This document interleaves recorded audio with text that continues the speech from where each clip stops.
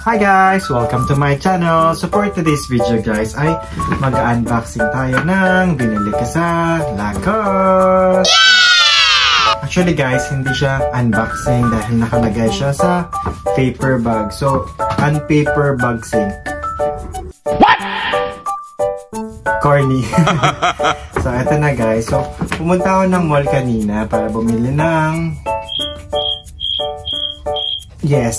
sa Lacoste guys. So, ito na guys, mag-unpaper boxing na tayo, unboxing. So, ito na. So, ito yung pinili ko guys. So, bumili ako ng bag sa Lacoste. Wow! Guys. Okay, ito muna. So, ito guys, naka-plastic siya. Ano?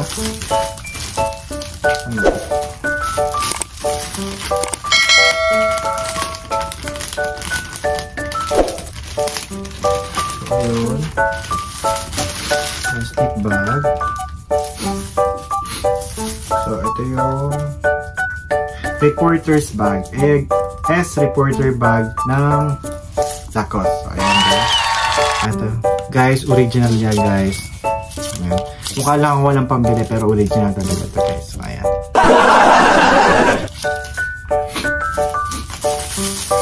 So, ayun.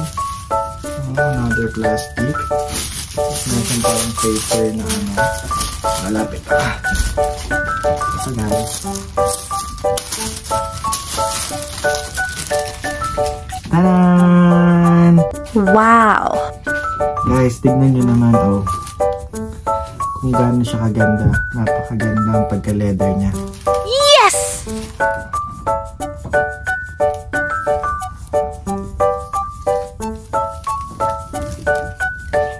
Tignan nyo naman, guys, oh. Napakaganda. Napakaganda. Tignan nyo si Crocodile.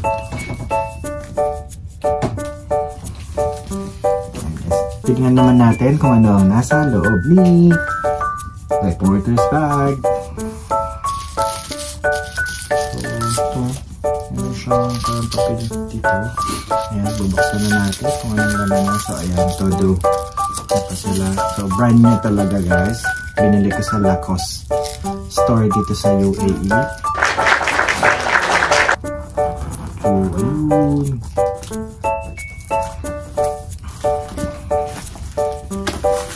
Nandito yung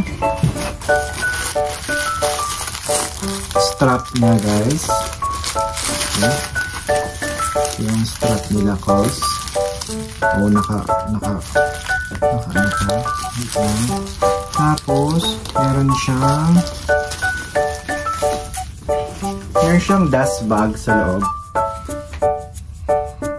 Okay guys, so ito yung dust bag niya para ma-maintain yung freshness ng pagka-leather niya. Pagkatapos daw gamitin ay ilagay sa dust bag. Ano pa ba naman niya?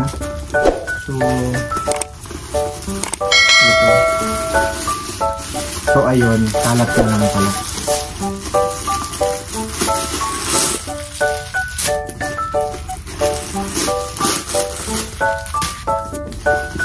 Yan yung kalat sa loob. Ang Doraemon ba to?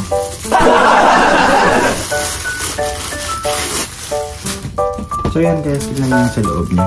Wow! Pakinggan. Meron siyang isang parang packet sa loob. So ito guys. Pasok sa dito.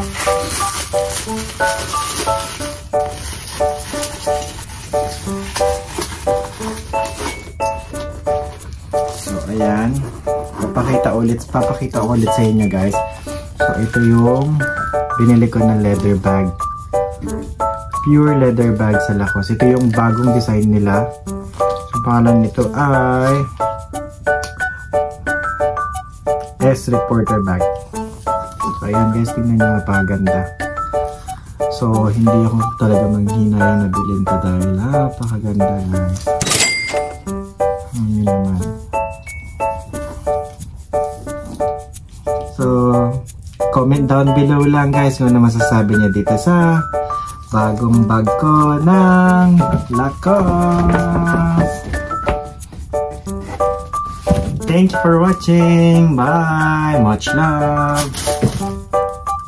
Don't forget to like and subscribe and click the notification